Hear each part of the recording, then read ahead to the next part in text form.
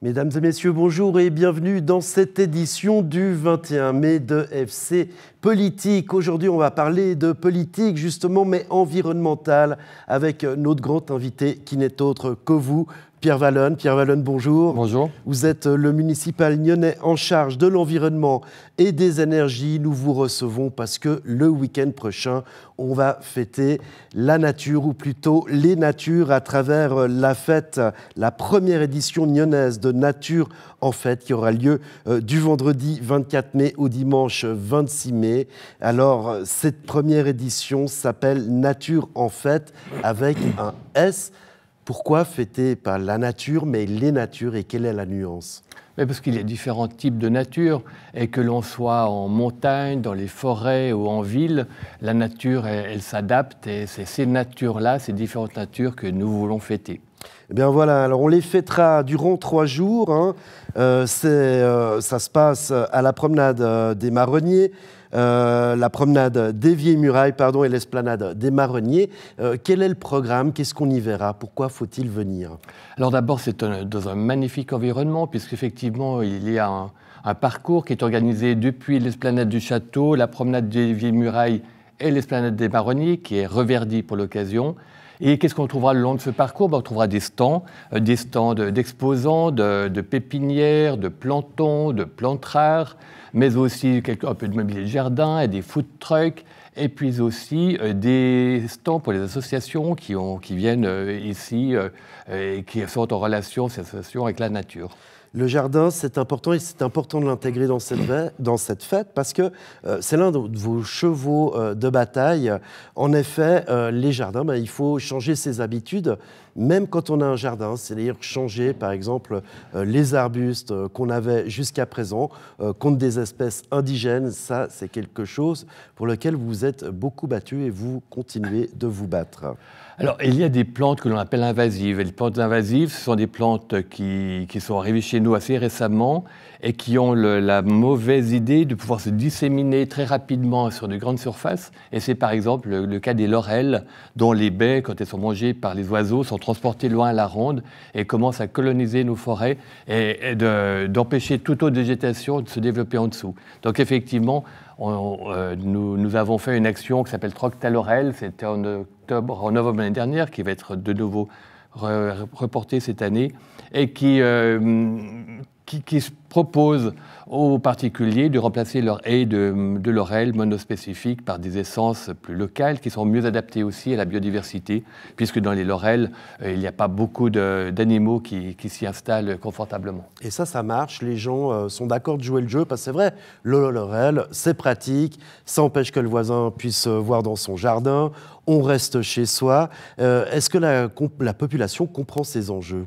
Alors, une partie de la population le comprend, c'est sûr, puisque un certain nombre d'entre eux ont fait le pas d'arracher des laurels pour les remplacer par d'autres essences, mais c'est sûr que cela réinterroge notre manière d'habiter, cet écran végétal parfaitement vert toute l'année, il disparaît, et donc c'est entré dans une manière un peu différente d'habiter sa maison.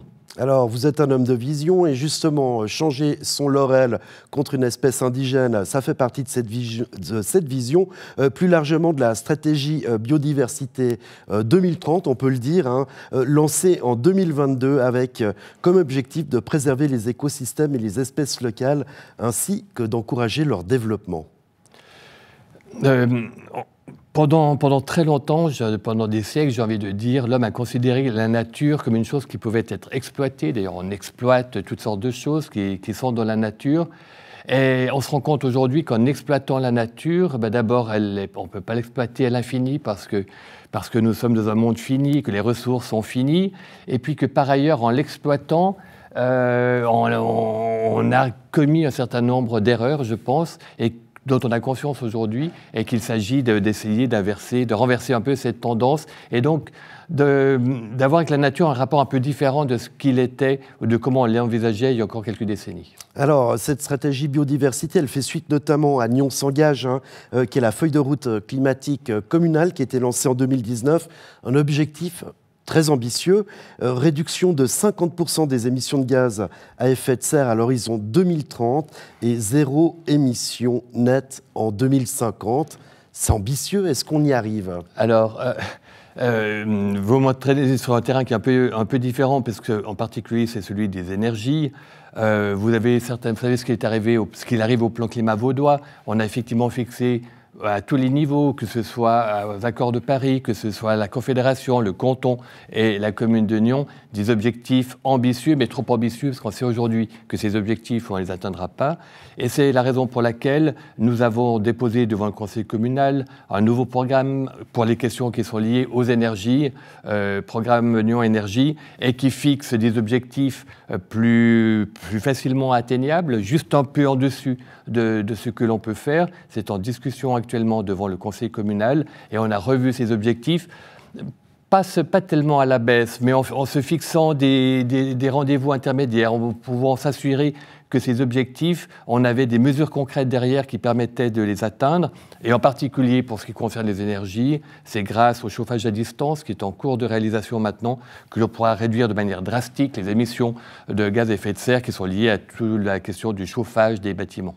Alors justement, cette nouvelle version du plan climat est attendue en 2025 et vous allez pouvoir compter sur votre nouveau délégué au plan climat et durabilité de la ville de Nyon qui a été engagé sauf erreur en mars dernier. Allez, je vous propose de passer au patrimoine arboré. Alors ça, c'est une histoire qui date, dont les prémices datent de la législature précédente, avec un premier préavis qui est en 2020, le suivi phytosanitaire et la pérennisation du patrimoine arboré. Vous étiez à l'époque conseiller communal et président et rapporteur de la commission qui s'est penchée là-dessus. Qu'est-ce qu'on y apprenait? Notamment que Nyon, c'est 583 hectares de forêt et 168 arbres remarquables. Ce préavis a pour but la protection du patrimoine arboré, sa promotion et son renforcement. Est-ce qu'on est toujours dans la ligne de ce préavis de 2020? Alors ce préavis prévoyait un certain investissement sur 4 ans. Aujourd'hui, cet argent a été dépensé pour effectivement entretenir ce patrimoine arboré qui souffre beaucoup compte tenu des réchauffements, des périodes de sécheresse. Et un arbre qui souffre de sécheresse, il est plus fragile, il est attaqué par toutes sortes de nuisibles. L'état sanitaire des forêts, par exemple, est tout à fait alarmant. Le garde forestier, vous évoquiez les quelques 600 hectares de forêt dont la commune est propriétaire dans le massif jurassien qui monte jusqu'en dessus de Saint-Sergue. Le garde forestier explique que dans 20 ans, il n'y aura plus d'épicéas dans nos forêts. Parce que affaibli par la sécheresse et par les périodes de forte chaleur, et ensuite attaqué par le botrytis qui décime les populations d'épicéas de nos forêts. Donc un massif jurassien qui va changer passablement, par exemple. Voilà, et puis je précise que ça a été renforcé par un préavis en 2023 qui contient notamment la création d'un poste de responsable du patrimoine arboré à 100%. Alors, pourquoi faut-il un responsable du patrimoine arboré? Alors, je suis très heureux que le conseil communal ait suivi cette demande de créer effectivement un poste pour s'occuper du patrimoine arboré. Il y a une nouvelle loi, peut-être qu'on va l'évoquer tout à l'heure. Il s'agissait de faire plusieurs choses avec cette personne, mais c'est de s'assurer de manière générale à ce que le patrimoine arboré soit respecté, que les engagements qui sont pris par les constructeurs soient respectés, que lorsqu'on fait des demandes d'abattage, ça soit suivi des faits, enfin, que tout ça soit beaucoup mieux encadré. Et ça demande effectivement énormément de travail. Ça demande parfois, ça offre la possibilité de parler avec les promoteurs, de modifier parfois l'implantation d'un garage, d'un bâtiment, et qui permet de sauver quelques arbres. C'est un travail de longue haleine, mais qui est indispensable et qui portera ses fruits sur une longue période. Alors effectivement, on va parler du canton et de cette loi cantonale, mais tout d'abord, ce patrimoine arboré dont on prend finalement un peu conscience que depuis quelque temps, on va le dire comme ça, a conduit notamment au redimensionnement du parc et parking de Pertan, puisque l'on peut lire dans le rapport préavis municipal que la municipalité a décidé de recentrer ce projet sur l'essentiel, soit de préserver le patrimoine historique et arboré, tout comme l'esprit du projet initial. Alors, ce patrimoine arboré sur la place Pertan, moi, il me semblait que c'était des arbres communs dont, il y a quelques années, on ne se souciait guère. Des platanes. On s'en souciait guère, effectivement, puisque le projet lauréat du mandat d'études parallèles prévoyait pratiquement l'abattage de 3/4 de ces arbres, qui sont pour la plupart des arbres centenaires. Et effectivement, la sensibilité à ces questions évolue. Moi, je suis très heureux, évidemment, de la décision que le collège municipal a prise. Il y avait quelque chose d'un peu contradictoire à vouloir faire un parc. Et pour la première opération pour réaliser ce parc, c'est d'abattre tous les arbres qui s'y trouvaient. Donc ces arbres sont pour la plupart sauvés. On espère qu'ils résisteront, ce n'est pas le cas de tous, aux modifications du climat, puisque un séquoia, par exemple, est en mauvais état actuellement. Mais les arbres de Pertan sont sauvés. Et alors, pourquoi sauver des arbres? Pourquoi sauver des platanes? Pourquoi sauver des platanes, mais des platanes ou d'autres arbres? Parce que, d'abord, pour faire pour faire ce qu'on appelle de la canopée, c'est-à-dire une certaine envergure, il faut un certain nombre d'années. Et lorsque vous remplacez un arbre qui a 150 ans par un arbre qui a 5 ou 10 ans de vie, il n'offre pas le même confort, il n'offre pas la même ombre, il n'offre pas la même fraîcheur, il n'a pas la même capacité à absorber un peu de CO2. Donc il aurait fallu 2 ou 3 générations pour retrouver ce que l'on a aujourd'hui de confort sous ces arbres magnifiques platanes de Pertan. Voilà, j'ai lu sur donc ce préavis de 2020 sur le suivi phytosanitaire et la pérennisation du patrimoine arboré qu'un arbre était très efficace entre 40 et 60 ans. On va parler justement de cette loi cantonale sur la protection du patrimoine naturel et paysager. Elle date d'août 2022. Je rappelle que vous êtes député au Grand Conseil et il n'y a toujours pas de règlement d'application cantonale. Alors, d'une part, pourquoi? Et d'autre part, qu'est-ce que ça implique pour le municipal que vous êtes? Alors, sur le pourquoi, je propose d'interroger le canton. Mais j'ai entendu... vous êtes le canton, quelque part. Oui, mais ça ne dépend pas de moi, l'administration et le Conseil d'État. Mais quoi qu'il en soit, le conseiller d'État Venizelos a annoncé, pas plus tard que ce mardi, que le règlement devait être désormais approuvé par le Conseil d'État et qu'il serait, si j'ai bonne mémoire, en vigueur dès cet été. Pourquoi il s'est écoulé tellement de temps? Je ne sais pas. Qu'est-ce que nous avons d'ores et déjà fait à Nyon depuis que cette loi est entrée en vigueur? C'est le recensement de tous les arbres sur le territoire communal, que ce soit autant chez les propriétaires privés que sur le domaine public. Ça nous a permis de faire l'inventaire de ce patrimoine, de repérer, recenser un certain nombre d'arbres que l'on juge remarquables. Alors, à partir de là, il va y avoir une consultation publique et c'est le canton qui, in fine, va décider si ces arbres sont remarquables à un niveau cantonal, régional ou communal. Mais qu'est-ce qui est bénéfique pour le municipal que vous êtes en charge de l'environnement et quels sont peut-être les warnings que vous émettez tout simplement? Alors ce qui est bénéfique, c'est qu'on a considéré pendant longtemps comme constructeur qu'un arbre était un problème qu'il fallait effacer dans le coupant et qu'à partir de là, on pouvait développer un projet. Et je pense que c'est un changement assez profond de paradigme de se dire que l'arbre, ce n'est pas un problème, mais c'est une solution avec tout ce qu'il peut apporter de qualité, d'habitabilité, j'ai envie de dire, de la parcelle, de la fraîcheur qu'il va apporter, de la biodiversité qu'il peut entretenir. Donc, ça, c'est un véritable changement et cette loi, dans le fond, elle rétablit ce déséquilibre qu'il y avait entre ce qu'il faut à l'homme pour habiter, pour ses activités, et ce que la nature peut nous offrir comme confort et comme qualité.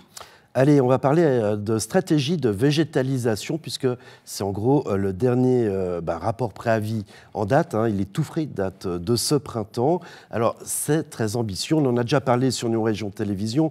Il est intitulé « Végétaliser plus, planter mieux », une stratégie pour augmenter la qualité de vie et la biodiversité en ville. Il y a même un papillon qui lui est carrément dédié, ambitieux, et je dis, puisque 50 000 arbres et arbustes plantés, 8 nouveaux parcs et 200 nouveaux potagers, ainsi que la renaturation du Cossy. Voilà un peu pour l'essentiel. 50 000 arbres. Alors, c'est une stratégie. D'abord, c'est une stratégie qui se développe sur une dizaine d'années. 50 000 arbres et arbustes. Ça correspond au rythme légèrement au-dessus du rythme actuel de ce que l'on fait depuis 2 ans au service de l'environnement. Dans le fond, on pourrait se demander pourquoi végétaliser la vie avec, pourquoi ce serait important. Parce qu'on pourrait imaginer que la disparition des hérissons, que la réduction de 40% des hirondelles qui reviennent chaque année, que tout ça, l'effondrement de la biodiversité n'est pas un problème, parce que dans le fond, ça ne nous concerne pas. Mais nous sommes partie intégrante de cette nature, d'une chaîne alimentaire, par exemple. Et c'est évident que la stratégie de végétation de la ville de Nyon ne va pas retourner ce qui se passe à une autre échelle, mais je pense que c'est la responsabilité de chacun d'entre nous, là où il est et là où sont ses responsabilités, d'agir en faveur de cette biodiversité, parce que, et évidemment, la question de la végétalisation est intimement liée à la biodiversité. Vous savez par exemple, je ne sais pas si vous le savez, qu'un sol qui a des micro-organismes, un sol qui est très vivant, est capable de mieux retenir l'eau qu'un sol dont les organismes vivants, les micro-organismes ont disparu. Ou les vers de terre, d'ailleurs. Dont, par exemple, les vers de terre. Et ça veut dire qu'on se rend compte qu'il y a dans la nature une solution à beaucoup de nos questions, à beaucoup de nos problèmes, et qu'il s'agit donc de la rétablir comme étant une solution et non pas comme étant un problème à éradiquer. Et alors cette idée, il faut évidemment la transformer. Ça passe par les plans d'affectation, les plans partiels d'affectation. Mais ce n'est pas évident, hein, parce que tout le monde est d'accord de dire il faut donner plus d'espace à la nature. Mais on l'a vu récemment dans un article de notre excellent confrère Grégory Balma de La Côte, ça dérange malgré tout. Ainsi, ces fameuses grenouilles rieuses du quartier de la Petite Prairie font beaucoup parler. Alors, comment on fait pour expliquer à la population que c'est mieux d'entendre une grenouille rieuse que peut-être le bruit de l'autoroute? Bon, une grenouille rieuse, c'est un peu compliqué. Parce que la grenouille rieuse est une espèce invasive. Elle était importée en Suisse pour la qualité de ses cuisses, la dimension de ses cuisses. Et puis, comme elle est très vigoureuse et puis qu'elle est plus grande que sa collègue de grenouille verte, elle a la fâcheuse tendance à tout vouloir remplacer. Mais comment on explique à la population? Et par ailleurs, elle a la caractéristique, cette grenouille, de chanter ou de crier longtemps pendant la saison et pendant de longues heures par jour. Et donc, ça fait effectivement un bruit d'enfer. Et moi, je peux comprendre qu'habitant à proximité directe d'un endroit comme ça, avec des fenêtres que l'on veut ouvrir en été, que l'on soit exaspéré par ces bruits nocturnes et quotidiens. Alors, nous allons essayer... C'est un peu antinomique. D'une part, on est gêné, puis d'autre part, il faut vivre de plus en plus avec. Et de plus en plus... c'est un peu d'une autre manière. Ça réinterroge toute notre question de cohabitation avec la nature. Aujourd'hui, la question de la cohabitation avec le loup pose d'autres problèmes que simplement de bruit. Mais comment on fait pour trouver une forme de cohabitation? Je ne pense pas que l'on puisse cohabiter partout avec le loup, comme je ne pense pas que l'on puisse cohabiter partout avec la grenouille rieuse. Et c'est la raison pour laquelle, au milieu de ce quartier, on va essayer de trouver des solutions pour en maîtriser un peu le nombre et, si possible, faire baisser la pression acoustique qu'elle crée et des problèmes qu'elle occasionne. Alors, d'un quartier à l'autre, on passe à celui voisin qui était prévu de la Petite Prairie, c'est en Gravette. Il prévoyait notamment la renaturation du COSI et une vision urbanistique et paysagère. Oui. Lancé en fin de législature dernière, le PPE Sufferer date de 2019. On n'en entend plus parler. Où en est-on avec ce plan en Gravette? Alors, il y a eu un mandat d'études parallèles, un MEP, qui a désigné un vainqueur en 2020. Et puis, depuis, alors ça ne concerne pas directement les services dont j'ai la charge, ces services de territoire. Je crois que les études se développent et c'est des études au long cours. On l'évoquait tout à l'heure hors émission, le rythme de la planification urbaine est un rythme très lent qui doit prendre en considération énormément de questions dans toutes sortes de domaines différents. Et on en est là pour Gravette. Allez, on continue notre tour des quartiers. On va parler de la Ceuta. Mais peut-être juste encore pour dire quelque chose de Gravette. Ce qui est très intéressant, je pense, dans le quartier de Gravette, comme celui de la Petite Prairie à venir, comme celui de Prélat, dont on va peut-être parler dans un instant, c'est que nous nous réinterrogeons depuis quelques années sur comment organiser des bâtiments, comment les organiser entre eux et aussi comment la nature vient se mettre en rapport avec ces bâtiments. Et c'est une manière de faire de l'urbanisme qui est très différente de celle des années 60, où l'on installait des immeubles les uns à côté des autres avec un peu entre deux de pelouse. C'est donc une manière d'envisager la ville qui est très différente et qui est source, je pense, qui est porteuse d'espoir et d'avenir. Allez, on va parler de la Ceuta, ce bien vivre ensemble, cette façon de concevoir les quartiers différemment. Alors, la Ceuta organise notamment une journée découverte le samedi 1er juin prochain.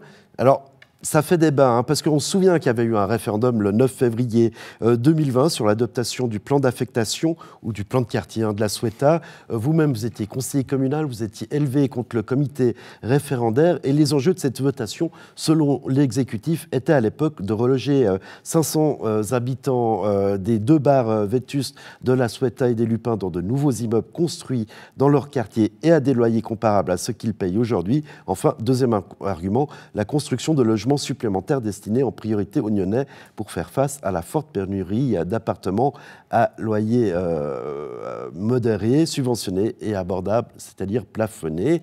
Or, tout ne semble pas se passer comme prévu. En tout cas, le comité référendaire revient via le conseil communal. Selon lui, la municipalité a été trompée par les promoteurs qui n'ont pas tenu leurs engagements vis-à-vis de la population. Je vous propose d'écouter Béatrice Enguist du groupe UDC au conseil communal. On a vu des annonces dans la presse qui avaient le bâtiment des Lutins. C'était 90 appartements qui allaient être construits pour une PPE en vente. Or, je ne sais pas qui de personnes relativement modestes peut se payer des appartements à 13 000 francs le mètre carré. On a été extrêmement choqués. C'est pour ça qu'on a posé des questions maintenant à la municipalité, à savoir est-ce qu'elle était au courant qu'il y avait 90 appartements PPE, parce qu'on nous a vendu le projet en disant qu'il y aurait 134 appartements en plus. Et à la fin, il n'y a plus que 34 appartements en plus. On a l'impression d'avoir été berné. Et en fait, le peuple aussi a été berné, puisque si on a voté sur un sujet puis qu'on n'avait pas toutes les données, c'est quand même pas normal. Vous faisiez partie du comité référendaire. Est-ce que c'est pas là un peu revenir sur ce projet, j'allais dire presque être quelque part mauvaise perdante? Non. Je vous rappellerai quand même qu'il y a plus de 60 arbres qui ont été massacrés pour faire ces constructions, ces 4 immeubles, et que nous, on se battait surtout pour garder cette verdure, pour garder les arbres. Et quand on voit le résultat, pour l'instant, on est extrêmement choqués. Une population, un conseil communal, une municipalité flouée, bernée, des arbres massacrés. Vous aviez fait la promotion de ce quartier à l'époque. Qu'est-ce que vous répondez aujourd'hui en tant que municipal à ce groupe UDC? Alors, la réponse municipale elle sera faite lors du prochain conseil du 27 mai. Donc, je ne vais pas dévoiler... Mais néanmoins. Mais je ne vais donc pas dévoiler le contenu, je n'aime pas le faire ici. Donc, la primeur sera réservée au conseil communal pour la réponse. Ce que je peux dire, c'est que la situation est beaucoup plus nuancée qu'est-ce qu'elle peut paraître l'être. Pour la question du nombre d'appartements qui est mis à disposition et comment un certain nombre de ces appartements seront désormais vendus plutôt que loués et à quelles conditions. Donc ça, c'est la réponse municipale qui sera faite par ma collègue au conseil communal le 27 mai. Pour le reste, le quartier, je pense que il faut en attendre la fin de la 3e et de la 4e étape pour voir ce qu'il en sera exactement de ce quartier. Pour le moment, je n'ai rien vu de choquant dans ce quartier. À titre personnel, ce nouveau quartier vous convainc? J'ai dit qu'il fallait attendre la fin de sa réalisation pour que les 4 bâtiments qui étaient prévus soient réalisés, la qualité des espaces des cours, la qualité des espaces entre ces bâtiments, tout ça aujourd'hui est encore très, très peu visible. Et donc, attendons pour voir et attendons avant de critiquer. Si l'on revient à ces arbres soi-disant massacrés, est-ce que, au vu de ce nouveau plan, cette nouvelle stratégie arborée, est-ce qu'on les aurait encore coupés aujourd'hui, en 2024? Alors, on aurait aujourd'hui, on aurait fait un inventaire plus précis de ces arbres. Est-ce qu'il y avait dans la série des arbres qui ont été jugés remarquables au niveau cantonal? Je ne sais pas. On sait aussi, je le disais tout à l'heure pour Pertan, que par exemple il y avait de magnifiques séquoias à la Ceuta. Les séquoias dans notre région souffrent énormément. Le séquoia du Pertan est en train de mourir, par exemple. Donc, de développer des projets avec l'arborisation existante, parce qu'on pense qu'elle va toujours être là, ça dépend du type de végétation. Enfin, il y a beaucoup d'éléments à prendre en considération. Et dans les 60, ce qui est sûr, c'est que tous ces arbres, alors je l'ai dit tout à l'heure, ils vont être, on va les remplacer, ils ne sont pas remplacés un pour un, mais ils sont remplacés pour la valeur qu'ils avaient, mais qu'il faudra effectivement un peu de temps pour qu'ils offrent à nouveau le confort de ce qu'ils offraient lorsqu'ils étaient là. Voilà. Vous êtes un homme de conviction, vous n'hésitez pas à bousculer les habitudes, notamment avec le stade de Maran, que vous souhaitiez déplacer à Colevray, en tout cas une partie de l'activité footballistique. Où en est-on sur ce dossier? Est-ce que vous avez pris votre décision définitive? Alors là aussi, dans la chaîne de décision et d'information, je ne vais pas livrer aujourd'hui des informations importantes à propos du stade de Maran. Mais tout de même, on peut se poser la question. Il y a eu une séance d'information publique. Il y a eu une séance d'information publique. Dans l'intervalle, il y a un certain nombre d'études qui ont été conduites sur la capacité qu'a aujourd'hui Colevray d'accueillir de nouvelles activités, sur les coûts qu'entraînerait la transformation du terrain de Maran en terrain synthétique avec un éclairage, etc. Aujourd'hui, ces études sont terminées, la municipalité va devoir se déterminer et ensuite les pétitionnaires seront informés de la suite qui sera donnée à leur pétition. Et ça, c'est à quel horizon? D'ici l'automne, je pense. D'ici l'automne. Ça dépend notamment de la politique sportive. Hein. Est-ce qu'elle est déjà définie? Est-ce qu'avec votre collègue Alexandre Demetriades, vous l'avez élaborée? Alors, c'est lui qui est sous sa responsabilité, évidemment, la politique sportive. Ce que je peux vous dire, c'est que ces réflexions sur le stade de Maran, sur l'occupation de Colevray, elle a été faite en parfaite intelligence avec le service des sports et entre autres mon collègue Alexandre Demetriades, avec lequel nous avons conduit ensemble une partie de ces études. Allez, vous êtes un régionaliste convaincu. On va parler maintenant d'un des symboles de cette région, la vigne de la Duche, puisque l'on avait appris que les potagers du château, eh bien, la terre était souillée, apparemment pas celle de la vigne de la Duche, puisqu'elle va être replantée, 164 cèpes de Divico, des cèpes qui sont résistants aux maladies et qui font du vin de bonne qualité, a-t-on appris, et la surface sera du blé. Alors, cette vigne, la terre, est-elle souillée ou pas?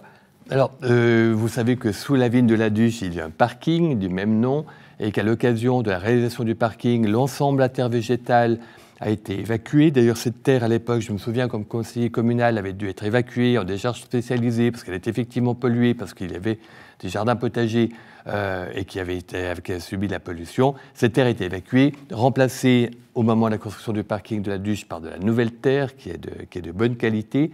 L'objectif de cette vigne de la Duche, d'abord, il faut rappeler que cette vigne a été plantée à l'occasion de la réunion des deux districts de Rolle et de Nyon il y a une quinzaine d'années. Et qu'à cette occasion, toutes les municipalités étaient venues planter quelques cèpes de cette vigne. Et il y a de mémoire 22 cépages aujourd'hui. Ces 22 cépages posent toutes sortes de questions. À quel moment les vendanges? C'est lié à la fête de la vigne. Ils arrivent à maturité à des moments différents. Et puis, certains sont fragiles au mildiou, il faut les traiter. Bref, nous avons imaginé deux choses. La première, c'est que nous avons, à la demande du conseil communal, lancé des démarches pour obtenir le label de ville verte, c'est-à-dire d'exclure de toutes les surfaces en possession de la ville les intrants chimiques. Ça, c'est la première chose. Donc, on aimerait cultiver cette vigne en bio. Et puis, par ailleurs, il y a une souscription chaque année pour acheter le vin de la Duche. Et notre souhait à court moyen terme, c'est de pouvoir vinifier ce vin de la Duche pour effectivement avoir du vin de la Duche et ne pas un assemblage actuel qui provient de différentes sources. Voilà l'objectif du jardin de la Duche qui s'inscrit dans une vision générale de moins de traitement et d'un peu plus de nature, j'ai envie de dire, ici aussi. Voilà, parce qu'on a entendu dire qu'elle allait disparaître. Là, non, ça pas du tout, elle ne va pas disparaître. Au contraire, elle va être renouvelée et puis revalorisée parce qu'effectivement, on aimerait pouvoir produire les quelques 1200 bouteilles qui sont vendues actuellement en souscription, mais comme étant cultivées au jardin de la Duche. Voilà, avec du bon vin. Allez, prochain défi pour le municipal en charge de l'environnement que vous êtes, c'est avec l'été, ça arrive, c'est la gestion de l'eau.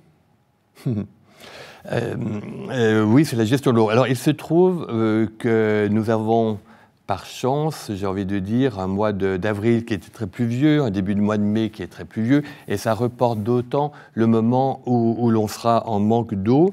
Nous avons décidé avec la Sapan c'est la société qui pompe l'eau du lac, je suis membre du conseil d'administration, de lancer une campagne de sensibilisation cet été pour rendre attentif la population aux besoins, nécessité d'économiser de l'eau.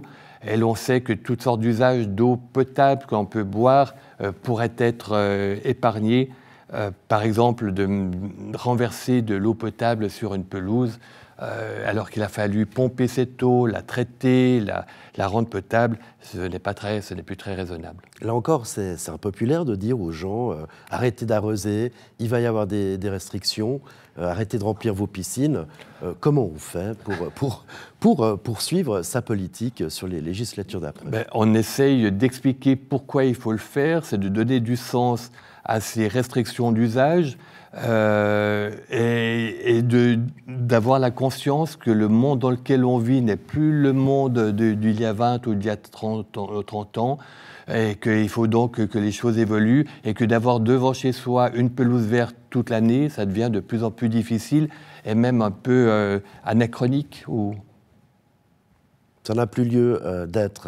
Et que par ailleurs, il y a d'autres manières. Et c'est aussi une question, et pour laquelle d'ailleurs la ville s'engage, parce que ça change le regard de la population sur ce qui est autour de nous. Une prairie avec des fleurs, des papillons, mais qui montent en graines, qu'il faut laisser monter en graines, que l'on fauche 1 ou 2 fois par année, c'est tout autre chose qu'une pelouse, mais ça a aussi toute une série de qualités, ça peut être très beau aussi, mais il faut que le regard se modifie un peu. Le regard se modifie, et puis malgré tout, on y arrive, puisque dans Vivre Agnon, cette édition de mai 2024, toute fraîche, on voit que 27 litres d'eau potable ont été consommés au moins quotidiennement par chaque habitant. Alors c'est pour ça qu'on fait de la politique, là on se dit qu'on arrive à des résultats.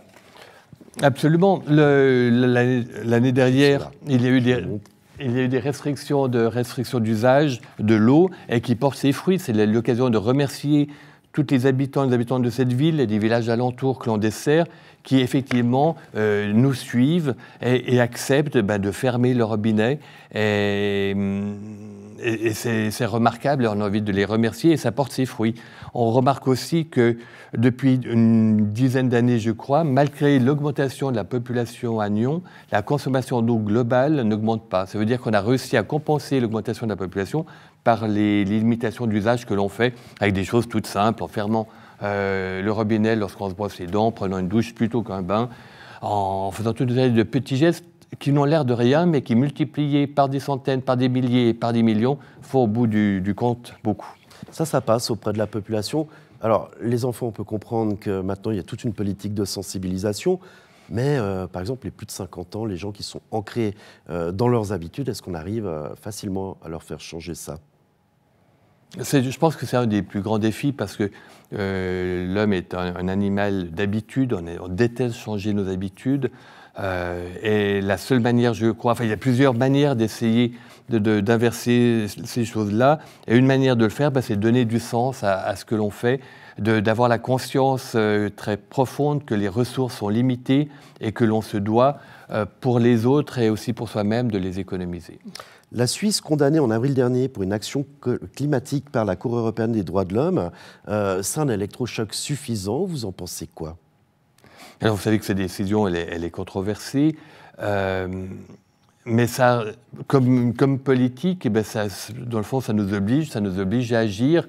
Et je ne crois pas que l'on ait attendu la décision de cette Cour de justice pour agir, mais c'est sûr que on sait que, je ne sais plus quelle est la date, mais que ce mois de mai, on a consommé sur la Terre entière tout ce que la Terre produit et que l'on aurait pu lui prélever. Et qu'on est au mois de mai et qu'à partir de juin, tout ce que l'on va consommer, on le fait en retirant aux générations futures, dans le fond, ce dont elles pourraient disposer pour vivre.